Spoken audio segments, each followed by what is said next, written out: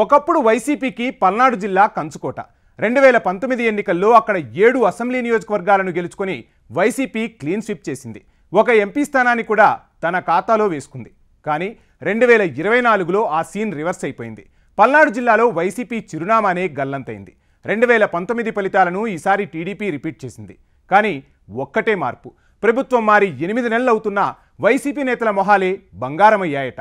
కనీసం చూద్దామన్నా వారి ఆచూకీ తెలియటం లేదట. దీంతో ఎవరు ఎక్కడ ఉన్నారో వెతకటం మొదలుపెట్టారు ఫ్యాన్ పార్టీ కార్యకర్తలు. ఇంతకీ పల్నాడు జిల్లా వైసీపీలో ఏం జరుగుతోంది? మళ్ళీ పార్టీ పుంజుకోవడం సాధ్యమేనా? పల్నాడు జిల్లా రాజకీయ పౌరుషాల గడ్డ.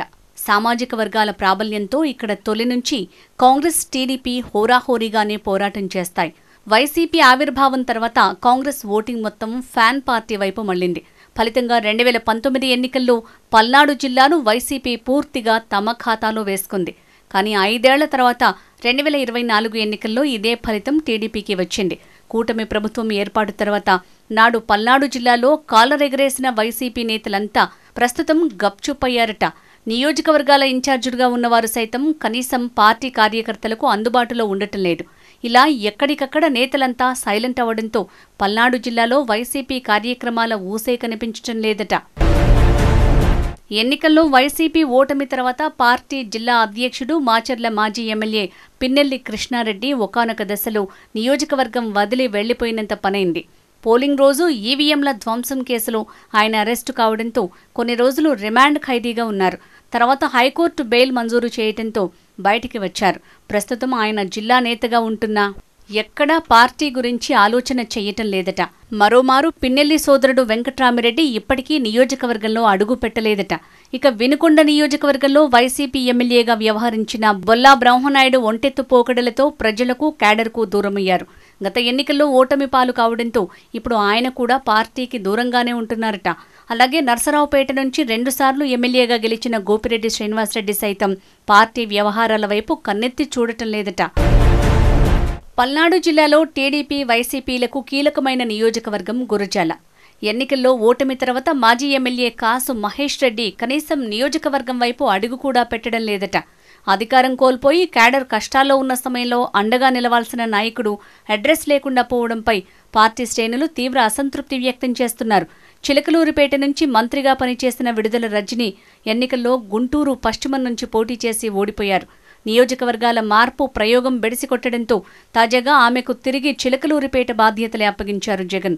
అయితే మళ్లీ రజనీ రాకతో ఎమ్మెల్సీ మర్రి రాజశేఖర్ రెడ్డి తీవ్ర అసంతృప్తితో ఉన్నారనే ప్రచారం జరుగుతోంది. ఏకంగా పార్టీ వీడేందుకు సిద్ధమయ్యారట. మాజీ మంత్రి రజనీకి తిరిగి చిలకలూరిపేట బాధ్యతలు అప్పగించినా ఆమె మాత్రం పార్టీ కోసం సమయం కేటాయించడం లేదనే వార్తలు వినిపిస్తున్నాయి. వైసీపీ వాయిస్ ని బలంగా వినిపించే మాజీ మంత్రి అంబటి రాంబాబు సత్తెనపల్లి నియోజకవర్గాన్ని తన అడ్డాగా చేసుకుని పార్టీ కార్యక్రమాలు చేపట్టారు. కానీ ఈ కీలక నేతకు సైతం గత ఎన్నికల్లో ఓటమి తప్పలేదు. సత్తెనపల్లిలో పరాజయం తర్వాత ఆ నియోజకవర్గం వైపు చూడలేదు. సత్తెనపల్లి నియోజకవర్గాన్ని తన అడ్డాగా చేసుకుని పార్టీ కార్యక్రమాలు చేపట్టారు. కానీ ఈ కీలక నేతకు సైతం గత ఎన్నికల్లో ఓటమి తప్పలేదు. సత్తెనపల్లిలో పరాజయం తర్వాత ఆ నియోజకవర్గం వైపు చూడలేదు. తాజాగా అంబటిని సత్తెనపల్లి నుంచి తప్పించి గుంటూరు పార్టీ అధ్యక్షుడిగా నియమించారు జగన్. ప్రస్తుతం సత్తెనపల్లి ఇన్ఛార్జిగా భార్గవ సుధీర్ రెడ్డిని ఖరారు చేశారు. కాగా ఈ నియామకంపై నియోజకవర్గ వైసీపీ నేతలు చిట్టా విజయభాస్కర్ రెడ్డితో పాటు చోటామోటా నేతలు అసంతృప్తి వ్యక్తం చేస్తున్నారట. అదేవిధంగా పెదకూరపాడు నియోజకవర్గంలో మాజీ ఎమ్మెల్యే నంబూరి శంకర్రావు పరిస్థితి అదేవిధంగా ఉంది. పెద్దగా పార్టీ కార్యక్రమాల్లో పాల్గొనటం లేదు. నియోజకవర్గంలో అంటిముట్టనట్లుగా వ్యవహరిస్తున్నారు.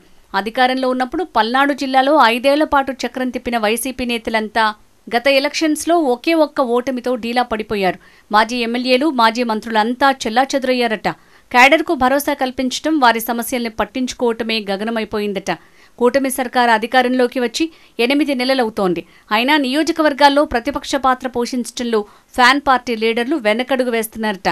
హైకమాండ్ పిలుపునిచ్చే పార్టీ కార్యక్రమాలకు కూడా కొంతమంది లీడర్లు అంటిముట్టినట్టుగానే ఉంటున్నారనే టాక్ వినిపిస్తోంది. దీంతో వైసీపీ క్యాడర్ మొత్తం జిల్లాలో డైలమాలో పడింది. పల్నాడు జిల్లాలో వైసీపీకి ఉన్న పూర్వ వైభవాన్ని తీసుకొచ్చేందుకు పనిచేయాలని కోరుతున్నారు. మరి ఈ జిల్లా నేతలపై జగన్ ఏ విధంగా వ్యవహరిస్తారు అనే ఉత్కంఠ కనిపిస్తోంది.